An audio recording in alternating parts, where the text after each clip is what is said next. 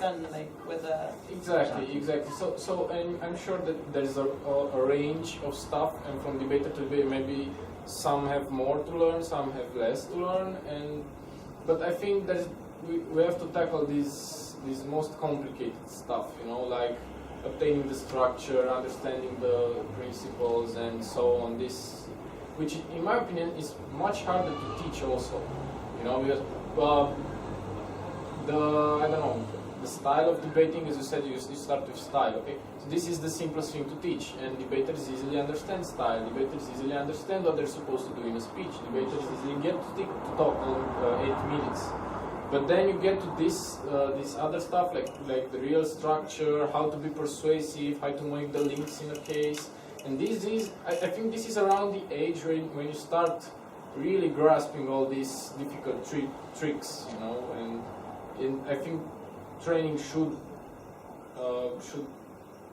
yeah, come in whatever. Teach them this. Okay. You're right that depends on the first year. Yes, exactly. Yeah. Because you're not only developing a curriculum for one 17-year-old, it's for this whole generation of second-year debaters that are all around the age of 17 and have more problems. Like, I don't get philosophy. When I was in the second year of debating, my problems were the fact that I couldn't really grasp a principle of a debate. I was more focused on practicalities, like if that happens, then I don't care why it happens, so I'm gonna just rebut that. And I also didn't know how to use strategy in my advantage, or I didn't know how to use style or framing in my advantage. I just went with the flow, like if that was the motion, this was the case, that's what my team told me to do. That was what I was supposed to do as a teammate. I was supposed to, do my role. But I didn't really understand how to use all the tweaks and technicalities I learned in my first year in order to win a debate or to have a better speech. So for a second year, you need to make them understand why they learned those technicalities. It's not just something that you learn to be able to hold a speech. It's something that you learn in order for you to win it. So, I have a question. Okay. Like, how do you do it? Like, do you do separate sessions or like meetings for like separate ages? Yeah. But always ages, not by experience? No, by experience. By experience, like if he's 17-year-old and he's a freshman debater, he's going to be with the freshman debaters. But what if like there's a second year who's really really good versus a second year who's not at all good, then they still are together? Well, that depends if he's been in the rest of the curriculum, because most of the times the one who's like, yes, if there are both second years, one is really good and one is like not that good, still developing, and so they probably still don't have the same basis of knowledge. So you still want, like when you have in a classroom in high school and there's one really good student and one really average, you still put them together because they still need the same basis of knowledge in order for them to develop. Like, even though they're very good in style and strategy, maybe they still lack knowledge on the specific training that we give to second years. But when it comes... Do you ever like face that problem? Like, do you ever see that it is a problem or it doesn't really become a problem? Like what? Like if you have like two different who are kind of the same experience, but one of them is grasping, for example, has read more and is more knowledgeable and grasping debate better versus another one? Or do you think that by your experience it doesn't really become an issue? I don't think it's really an issue. I think that if there's, let's say, a training on, I don't know, the Rwandan genocide, and there's one specific debater that really grasps the concept and really knows stuff about it, he can help the trainer deliver the training. But on the other hand, we still have debates where different teams of different experiences clash, and they still debate one another. We still mix them in teams, so we can still see the ones who have a lot of experience getting better in competitions, even if they have the same trainings as the ones like that are still developing or that are not really grasping debate that much. Okay, so these are the problems, and these are the problems of a second-year debater. And these are the needs, like he needs to understand things better and more in depth. So, what do we do next? Developing a strategy. So, what strategy do you want to follow for the second-year debaters? Like, do we want only debates? Do we want also trainings? Do we want more trainings for them than for a first-year debater? Do we still want games? Do you still want to socialize with them, or do we leave them outside? You need to do your homework and stuff. Well, if someone is second year and he's still there, that means that he is interested. So we can focus more on developing his skills and less on the keeping him in debates. It's probably most probably that he will stay with us, whatever. If we have games and socials or not. But it clashes with the problem she said before that they are full of hormones, and if they don't like very much compared to finding a partner.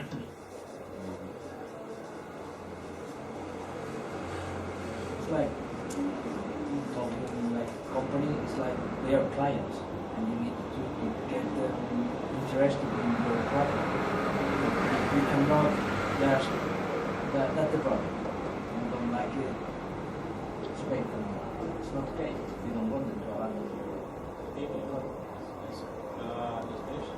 In my opinion, the only thing, not only the thing, but the most important thing that keep a second-year debater are the tournaments and competitions. And these are local competitions and international competitions. And for that, they should be trained, and that's the main strategy. Of course, in their first year, they achieved, for example, because he was a worse debater, he achieved many losses. And now he wants to regain it, and he wants to prove that he's capable and wants to win. So I would focus on getting him prepared for the tournaments and getting him going to. Okay, so my view on this is the following. I don't really think they just stick to debate because they like debating. I noticed a lot of second-year debaters that just quit because maybe they found some other hobby, or maybe they found another group of friends that are cooler than the debate people or something like that. So they still need to feel close to the people in the group. There is no such thing. And also, you still need to have a lot of social activities between the second-year debaters and the first-year debaters in order for them to give, exchange experiences with the ones that are just beginners, to explain to them that, I've been there, I've lost so many things, but I'm still getting better and I'm still sticking to it, so you can do it too. So this is why we need social cohesion in a debating club, in order for it to work and in order for it to develop. Like if you have the beginners, like the first years and second years bond together, like they're friends, and then they become third years and second years and they bond with the first year and so on and so forth. Like you need to have more inclusion in the debate because that's how you get trainers to stay, because their friends are also in the debate club, and that's how you make a big community of debaters that like each other and stick to each other. So this is why I believe that you still need to have games and social activities and stuff like that. Like, for example, my debating club at the beginning of September is going to take all of the debaters and go to a aqua park in order for us to have some fun and play some games. And they're really, really excited about that. And that's how you make them expect something. Like, I'm doing all this work and I'm going to give something in return. Okay, so tournaments is one of the strategies proposed. Another strategy. I think it's a really good point, and I think it's a good idea that you brought it up, because tournaments and preparing for tournaments is mainly different than preparing and training in the usual way. And I think it's very important that moment when a tournament approaches and you have like a few weeks before the tournament, how do you modify your curriculum in order to incorporate the training? And I think training for tournaments is a really, really important subject that we should discuss, because, for example, I know many different approaches, like trainers making cases and giving the debaters just the end result so they can just read it out, from trainers which do not engage at all at case building. They just help the high school students understand the topic, and they make sure they understand it really, really well, and the topic and the debate format and everything else, and let the debaters by themselves to make the arguments. And this had, I know some cases which was really a successful strategy. You know? I personally don't apply it. I try to balance your world school exercises like games, like debating exercises and stuff like that with trainings and with case building exercises. But I think it's a really, really important part of a strategy when a tournament approaches. And how do you manage that? Okay, so first of all, I think you really need to strike a balance with the curriculum you've already made. Like, you need to think about what curriculum you're gonna make, taking into consideration the fact that there will be tournaments. And I still think that it's very important that, like, the basis of the curriculum, to ignore the fact that there will be tournaments coming, because there are tournaments all over the place, like international tournaments all over the world. Maybe we have money to go, maybe we don't, who knows? We don't really know if we're gonna attend or not. And there are a lot of, for example, in Romania, there are a lot of local competitions, like national competitions. There are like 2 competitions per region minimum every year, so that's like about almost 12 competitions if you really count them. So you can't really have a curriculum if you just take into consideration the fact that we want to prep them for tournaments. So I believe that you still need to have a basis, because there will be teams that won't participate in some tournaments and you're going to lose them, because they're not going to care about the competitions the others are preparing for. They will come for the first prep of a competition, then when another competition comes, maybe they will come, but they will drop out once, because you don't give attention to them. So this is why I believe that for 1 hour, let's say at a debate meeting, you can still have debates and trainings for all of them. But when it comes to prepping for a competition, I think that should be something different. Like when you're in school and you have the classroom and you study everything together, but then you want to enroll in a competition when it comes to computer science, let's say, you have a different preparation with the group of people you're going with that computer science, I don't know, competition or whatever. So this is why I believe that you need something different, something outside the curriculum in order for you to prepare them. Like 1 hour debates and half an hour prep, talking about your cases, sending cases via mail and talking about it. But when it comes to how trainers should approach, I don't know, prepping teams for debating, I'm absolutely against building cases for those teams. They won't understand absolutely anything of what you say there. They're just gonna recite it and they're gonna lose, because that's what happens when you build a case that someone doesn't understand. But I do believe that you need to give them insight into the motion, like insight into that specific resolution, that theme. I don't know, like ethnic profiling, let's say, racial profiling, or the Patriot Act. You need to make them research on themselves. You need to assess what they understood. What did you understand from this? What cases have you read about, like specific case studies? And afterwards, after you hear their ideas and their brainstorming, that's when you intervene.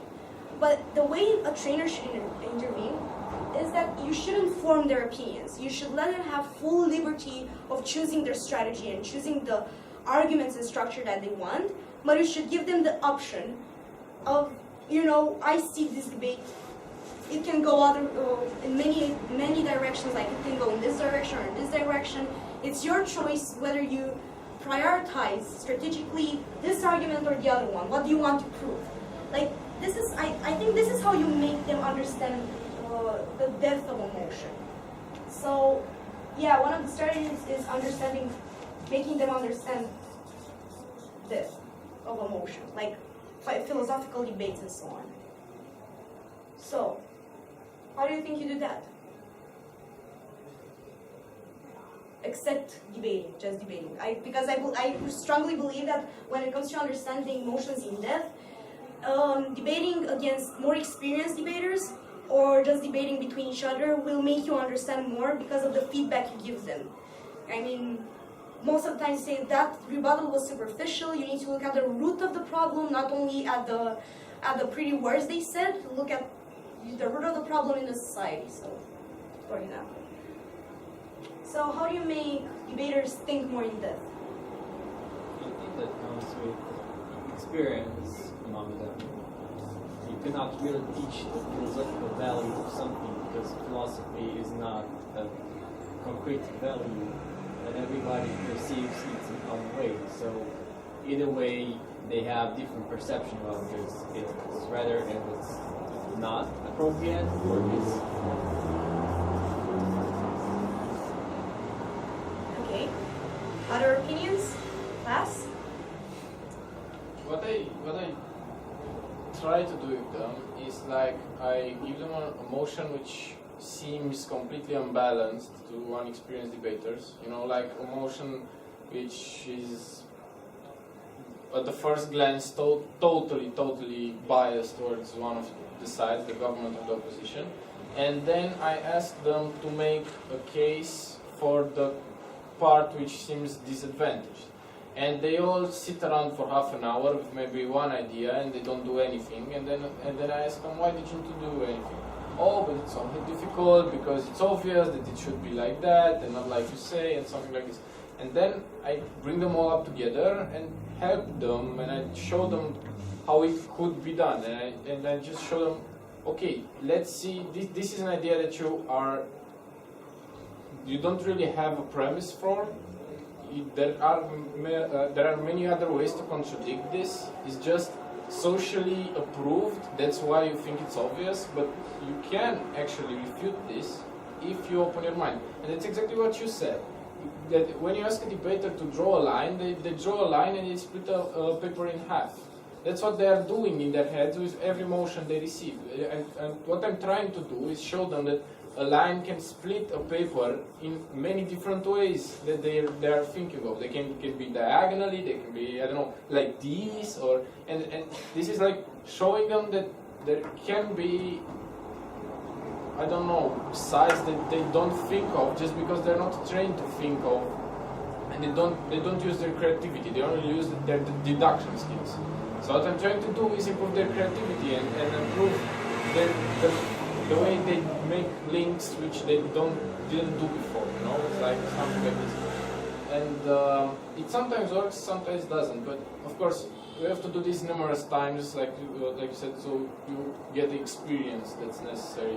Just one example is too difficult to make them understand. Of course. More examples. I think that what a second-year debater needs to start doing is to challenge the establishment. Like, we have a lot of social norms that are taken for granted, like you said, like, I don't know, human rights are good, or democracy is good, like, or the United States is a moral compass. Like, there are things that are socially accepted by average people, or by most of the people. And the biggest thing that they need to do is challenge the establishment, and that's how they get into philosophical debates better. Like making them argue that communism might be good, or making them argue that terrorism is justified, or the good aspects of terrorism and things like that. And it's really hard for them in the beginning because everyone has the opinion, like for example, that no, terrorism is something bad. But here, you know that motto, that thing that goes when you're debating terrorism, that one man's terrorism is a terrorist is another man's freedom fighter. So they need to start thinking like that, and that's what we need to try to make them do. That this is the strategy that we want. We want to prep them for tournaments in order for them to be able to gain more experience. But in order to make them gain more experience, you still need to balance it with a curriculum to make them think in depth, and in order for them to get philosophical debates, you need to make them challenge the establishment. That's the only way they can do it. Also, as taking a step backwards, like I believe that third-year debaters challenge the establishment too much. Like they start doing stuff like, if a team comes and say, yeah, but democracy is the best thing we have, there's nothing else. An opposition team that might be in their third year of debating and really try to build a case, a very difficult one, a very philosophical one, will start questioning democracy that much that the judge will not believe them anymore. They might go to extremes. So this is why in the third year of debating you still need to evolve and you still need to strike a balance. But I believe that this is what you need to do in the second year of debating. Moreover, how I think you prep for tournaments and also have a curriculum balanced without forcing them to read too much or do too much homework, like give too much time for debating that they don't have, is look at what's happening in the world and what are the most common motions at tournaments. Like, for example, in Romania, we have a lot of CA teams that are very fanatic about economics, and that give a lot of motions on economics that are very hard just to prep for. So, for example, in my curriculum for a second year debater, I will introduce a lot of trainings on economics in order for them to understand it, like a lot of philosophy, like Keynes versus, I don't know, Austrians and so on and so forth. Like, you need to make them understand things that are pretty difficult even for, I don't know, for us if we don't know it. So this is how I believe you balance tournaments and prepping in a curriculum, looking at what are the issues in the society we live in. Like, for example, I think most of the countries that have debating have a lot of motions on self-determination, or Ukraine and Crimea and Russia. So I believe that's one aspect you need to cover for a second-year debater in order to be prepared for that specific impromptu motion at a competition, because I think it's pretty recurrent lately. Yeah, so this is a strategy. Let's develop the curriculum. Like, we know what we want to do, so we will tolerate. Implementation.